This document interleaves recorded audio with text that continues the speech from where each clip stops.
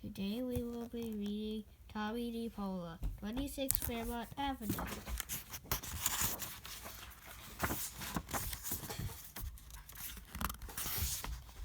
These are pictures of the characters that appear in the book. So he has his mom, his dad, his nana, and I'm assuming his grandpa, Uncle Charles, and someone, the Moorings, Buddy, his brother, him, his Aunt Nell, his Nana Fall River, his Mr. and Mrs. Crane, and Carol Crane. Here's a photo. Chapter 1. I didn't always live in the house at 26 Fairmount Avenue. We moved there when I was 5 years old. I know that because in 1938, when I was still 4, a big hurricane hit Meriden, Connecticut, where we lived. We had just started to build our first and only house when people told my mom and dad that the house was twisting and turning on its foundation, just like Dorothy's house in The Wizard of Oz. A real hurricane had never reached all the way up to New England before, so nobody was ready for it. We were living in an apartment on Columbus Avenue. We all lived on one floor. Another family lived upstairs, and we lived downstairs. It had been raining for days and days, and some of the rivers were overflowing. Julie, can you stop, please? And that's my guy. There was a really weird brook near our backyard. It was called Harbor Brook. It wound all the way through Meriden, and factories dumped stuff in it. It was different colors on different days. We were told not to go near it. Right before the hurricane, the water was so high and murky that I was hardly allowed to look at it, much less go near it. Come away from there, Toby, my mother would call. Right after lunch on the day of the hurricane, my mom was talking on the telephone when my dad came home early from the barbershop where he worked. My brother, Buddy, who was 8, was at school. His real name was John Jr. after my father. Dad and Mom talked in the kitchen. Then Mom said to me, "Get your coat on, Tommy. We have to go pick up Buddy and some of the neighborhood children. There's a big storm coming and we're letting everyone out early." We got in the car and drove to school in the rain.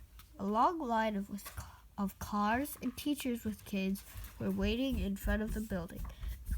I looked up and saw something I've never ever forgotten. A boy was standing at the top of the steps holding an umbrella. All of a sudden, a gust of wind blew, a really strong gust, and the boy went up, up, up in the air and floated down the stairs just like Mary Poppins. It was scary driving home to Columbus Avenue. The car filled with kids. Buddy, Carol Crane, my best friend on Columbus Avenue, who looked just like the child movie star Shirley Temple, only Carol had red hair and Shirley Temple was blonde. The Addams twins, the Fournier brothers, and a few others, all talking and screaming. Branches fell off the trees. Leaves swirled around the car.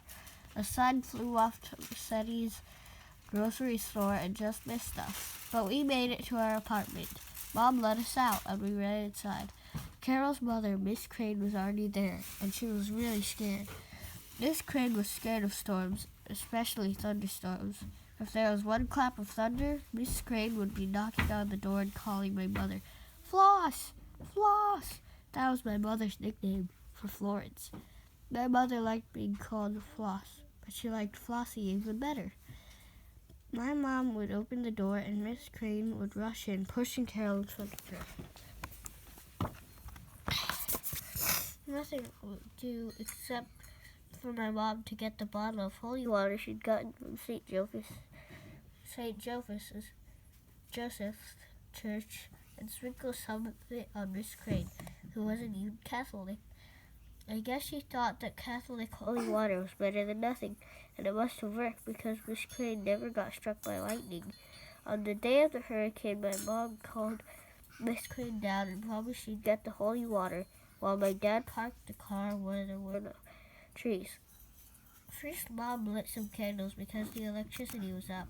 Then she took the holy water and sprinkled some on Miss Crane. Everyone else wanted to be sprinkled too. Mr. and Mrs. Moron and their mom and their daughter, Althea, who lived in the apartment upstairs, came down. I guess that they thought, with all the voices and everything, that it was a party. We crowded around the windows and listened to the wind howl and watched it blow stuff all over the yard. Tree limbs, lawn furniture, garbage cans, even a bird bath. Then it got really quiet. We looked up and saw a little round patch of blue sky through the dark clouds.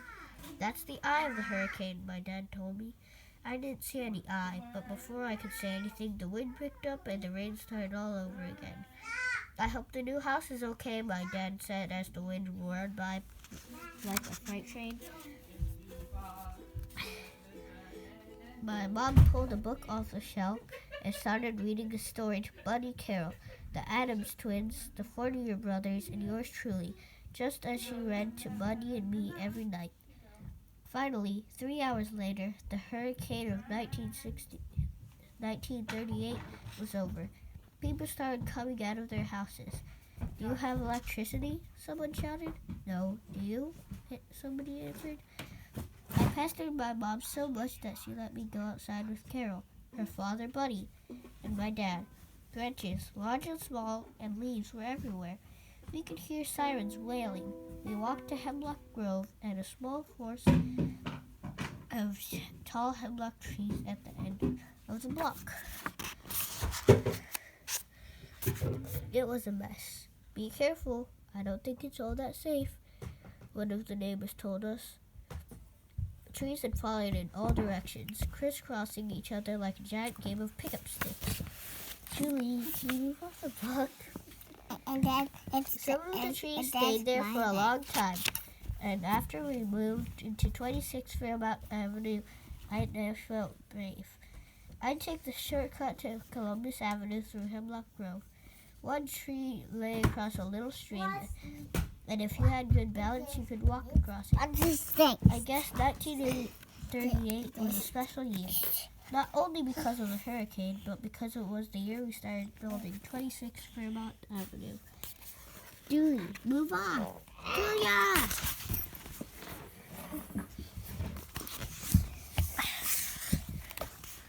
Chapter 2. With my mom and dad decided to build a house, friends told them that they were building out in the sticks. That meant way out where not many people lived.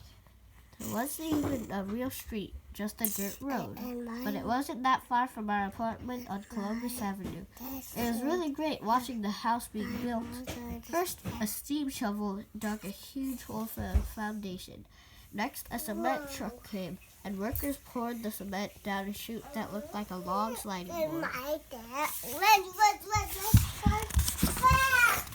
I pretended that the concrete gushing out down was lava coming out of a volcano.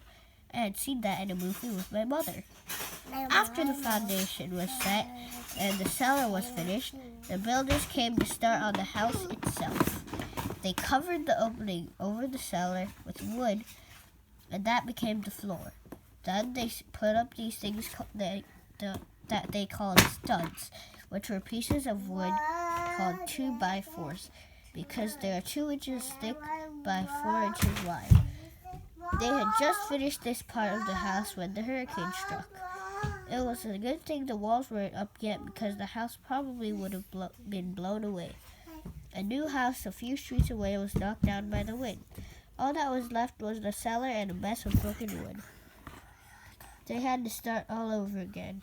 It was sad, but I'm glad it wasn't our house. And I'm going to end right there because it's page 10 and there's illustrations here. I'm going to picture walk in for all of the illustrations.